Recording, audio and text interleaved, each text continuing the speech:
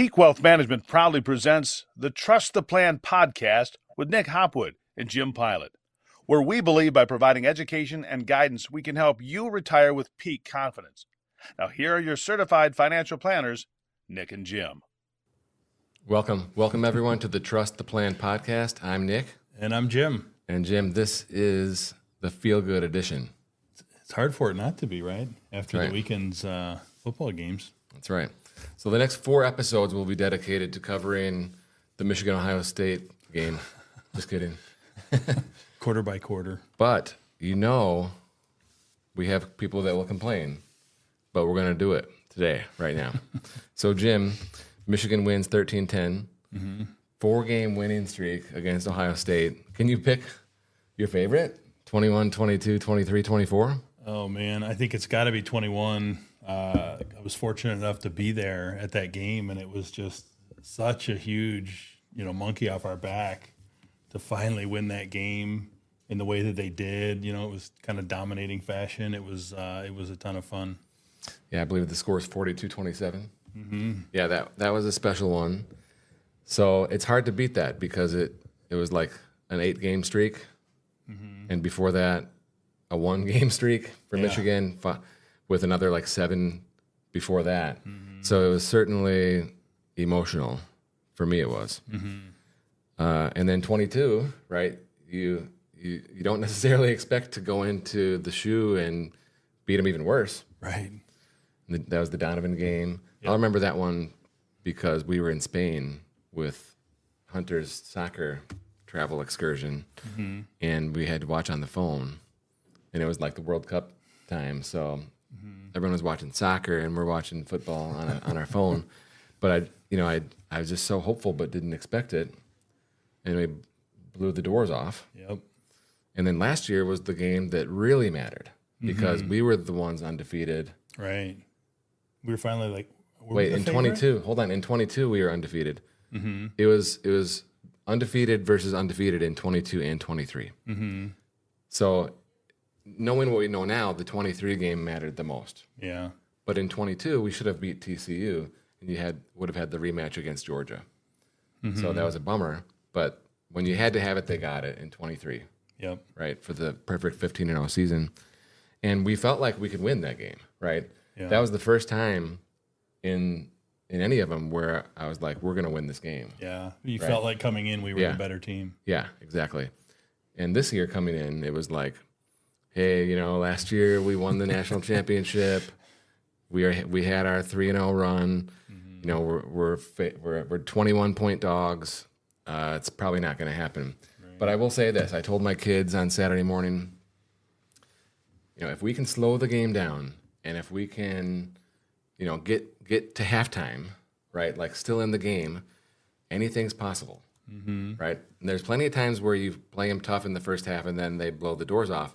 But I felt like if we can just get to halftime, it can something magical, right? Yeah. Anything can happen. And in the first quarter, they only had 1 possession, right?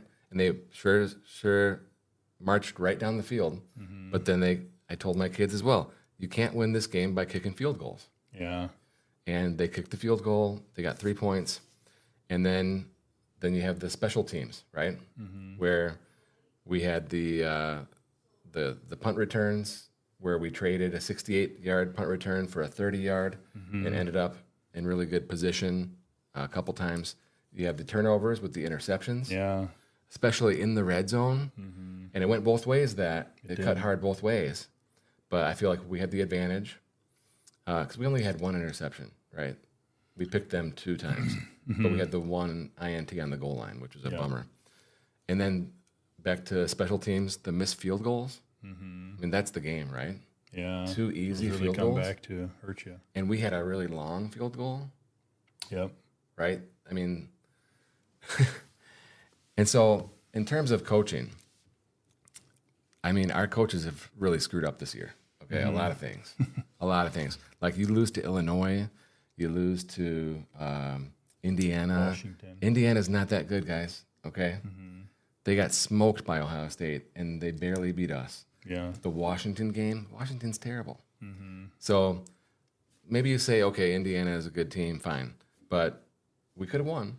But Washington is terrible. Illinois is not good. Like, we should be able to beat those guys. All of a sudden, you have a 3-loss Yeah.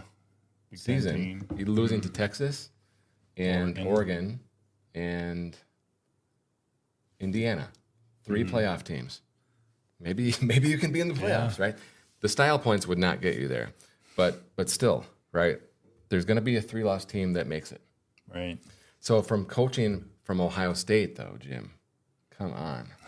Okay. They were doing us favors, I felt like. Every run was a gift, right?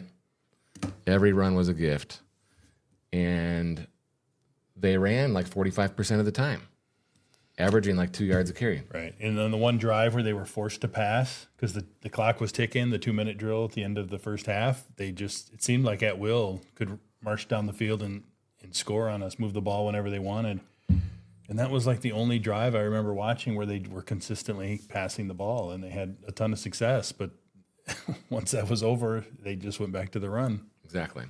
So there's someone on Twitter X at halftime who said, here comes 2 runs right out of half. And sure enough, they were right. And they were joking, right? They're like, of course this won't happen based on that last touchdown at the end of the second. Right. But it did.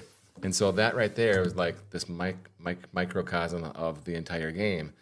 Ohio State has all of the advantages, their wide receivers, their passing attack against our DBs. But instead, they continue to come back to the run to show how tough they are. Right? There's this toughness, like ego thing for Ryan Day. Been floated, yeah.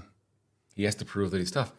So when you have great running backs, okay, you're like, okay, but their offensive line versus the Michigan defensive line was not their strength. That was our strength.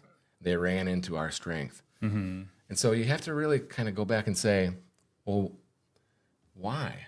Right? Does he feel like he needs to prove that they're tough? Does he just feel like you have to keep them honest by running the ball? Yeah. I think, based on watching the press conference, is that Day, in his heart, believes that the team that rushes for more yards in this game always wins, which I think is true if you look at history. But it's like it wasn't the score, it was how many rushing yards can you get, right? It doesn't make sense. I believe in this year in particular, the advantage was so strong for Ohio State with their receivers against the Michigan defensive backs that you maybe run as little as 20% of the time, only to keep them honest. Right. Yeah, I mean, even when they weren't passing for success, they were getting pass interference calls. Like it was apparent that we were going to struggle to cover their receivers, but they never really went to it. Then you throw in those interceptions, right? So now then the quarterback gets hit. He took a big shot from number 7. So it's like, okay, you have all these things happening where the coach wants to prove he's tough. The coach believes that you need to run, which is wacky coming from Ohio State. It just is. You have the quarterback who's injured. You have the quarterback losing confidence with interceptions, right? You have a Michigan team that's starting to believe. You have an Ohio State team that's starting to doubt. Yeah. And it's just the perfect storm for Ohio State. They'd win this game like 8 out of 10 times, maybe 9 out of 10. 9, yeah. Right? Certainly 2 out of 3, okay? And this is how it turns out. It's wild. Yeah, I mean, I think they had to be feeling the pressure, obviously losing to Michigan 3 years in a row, went out, made big changes in the offseason, coaching staff changes, transfer portal, NIL, right? All these different things that were supposed to make them this unbeatable team. And when it wasn't going their way, I mean, you could almost just see it, the doubt creep in, and it just started to affect them. At the end of the first quarter, when it was, I think maybe 0-0 or 3-0 or something, maybe they were winning 3-0, yeah. They were winning 3-0 at the end of the first quarter, but they only had one possession. I mean, the game had slowed down so much. I texted some buddies, and I was like, we have them worried. Yeah. Right? Already. Yeah. They started, I even saw some people comment on it. They started to play not to lose rather than to win. They started getting safe with everything. All their passes were short, handing the ball off a lot. So I think the whole story of the game is, the Ohio State offense and in between their ears. Yeah. Right?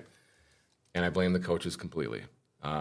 I think the players, except for the couple of interceptions, like they did what they were asked, right? Yeah. But the Michigan game plan, it really worked. And you can come into the game thinking this is what we're going to do, and it doesn't work. But it just worked. But now the second story, or the third story, if you will, is the Michigan offense, where Davis Warren had like 65 yards or something, 62 yards or something. Mm-hmm. It felt like a little more to me.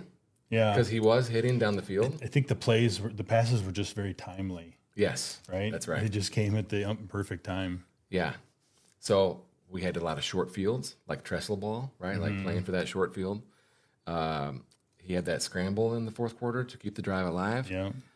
I mean, Mullins, he was okay, right? Yeah. Outside of that one big run, he was like averaging 3 yards as well. Yeah, he wasn't having huge success. But I was still like, 1st and 10, run it. And then it's 6 and 7. Second with 7 to go. And I'm okay with that, right? But when they started passing on first down, that's when I started to get a little skittish because all of a sudden it's 2nd and 10, and now we're behind the chains, So ultimately, the Michigan offense did just enough. But I will say this. On our first possession in the red zone, where we ended up kicking, I think. Is that the one where we kicked? Or no, it was a turnover on downs. Yeah, we went for it. 4th and 1. Down, and then they got the interception. He had the tight end. Yeah. Did you see that? Yeah, he had was him. there. Yeah. And he waited, and then that was a touchdown. And I told my kids again, you cannot win this game kicking field goals. Okay. So they had a touchdown on that one. Okay. Then they ended up going for it on 4th and 1, which I completely agree with because you can't win this game kicking. Didn't work, but then we got the pick. Yeah. And then they punched it in. Give him a second chance. So then we went up 7-3, and then there was nothing until the fourth quarter, right? Michigan was just kind of playing defense, and I don't think they had a first down like in the whole second quarter. But anyway, they made it into halftime 10-10, and they kicked that field goal, that long one, where they didn't even move the ball.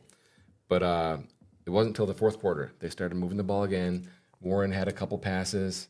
Surprising ones, right? Like that backup tight end picked it off the turf. It was a really good catch. Then Mullins is like running for 3 yards per play, and then he had the big one. Yeah. And it was identical to the USC run, right? Yeah. It was identical. Had him wrapped up, and he kept it going. The difference was in USC, we needed the touchdown to win, right? And he got tackled like on the 20, and then we just rode him all the way into the end zone.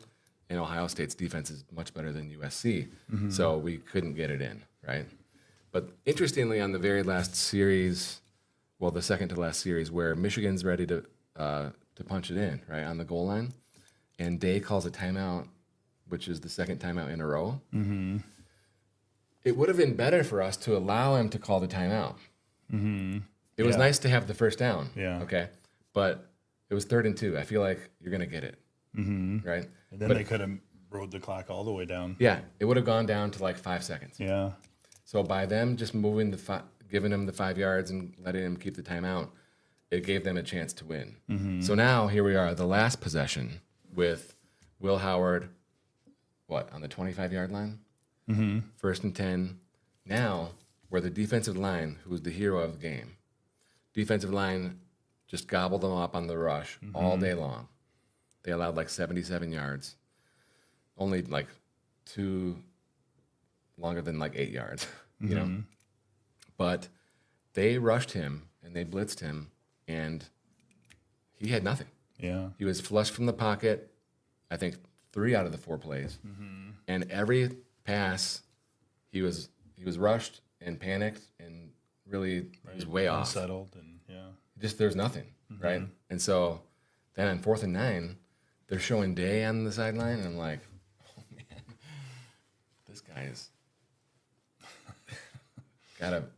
can only imagine what he's thinking. Oh, yeah. But it's 4th and 9, and you got 75 yards to go. In like 30 seconds or whatever, right? 45 seconds. The clock was... Yeah, it was probably down to 35 at that point. But, man, it was like, I just couldn't believe it that they pulled it out. Yeah, I would say very unexpected. Even watching the whole game long, every time Michigan made a little mistake, I was like, all right, there it goes. That's going to be the one. That, does the Davis Warren interception on the goal line. Yeah. I was like, well, that's it, guys. Yeah. That was heck of a game. That was the turning point because they're going to march it down now. Yep. And it was a 3-and-out, wasn't it? I think so. We got it right back. Right. And they had terrible punting. No. Yeah. Terrible kicking. Right. Preston, what time were we at for time? 15 minutes. Really? Okay. All right, guys. Let's get into our. Maybe we should just do this one. Should we get into the 401 or no? Standalone? Or save it for a separate episode. All right. It'll be a standalone. Next week, we're going to get into the 2025 401k new rules and new limits. And there's a really wacky one. So you're going to want to stick around for that. Peak Wealth Management thanks you for watching and listening to the Trust the Plan podcast, featuring certified financial planners Nick Hopwood and Jim Pilat. If you enjoyed our program, please subscribe and share. If you'd like to learn more about our services, please visit peakwm.com. peakwm.com today. See you next week.